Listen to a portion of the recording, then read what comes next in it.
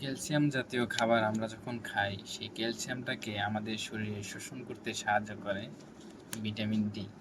যদি vitamin D পর্যাপ্ত পরিমাণে না থাকে, তাহলে ক্যালসিয়ামগুলো আমাদের শরীরে ভালোভাবে শোষণ হবে না, যার কারণে আমাদের শরীরের হাড় মজবুত হবে না, দুর্বল হয়ে পড়বে।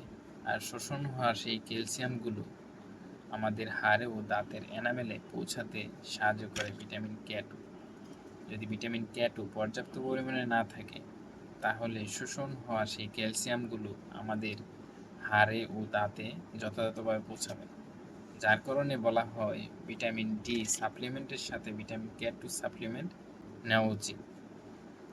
যাদের ক্ষেত্রে ভিটামিন ডি সাপ্লিমেন্টের সাথে ভিটামিন কে2 সাপ্লিমেন্টটা অবশ্যই নিতে হবে, তারা হচ্ছে বয়স্ক মানুষ, অস্টিওপোরোসিস বা হাড় ক্ষয়ের সমস্যায় ভুগছেন, সুষম খাদ্য খেতে পারেন না, ক্যালসিয়ামের অভাবে ক্যালসিয়াম সাপ্লিমেন্ট নিচ্ছেন, দীর্ঘদিন ধরে ভিটামিন ডি সাপ্লিমেন্ট নেওয়া হচ্ছে, তারা অবশ্যই ভিটামিন ডি সাপ্লিমেন্টের সাথে ভিটামিন কে2 সাপ্লিমেন্ট নিতে হবে।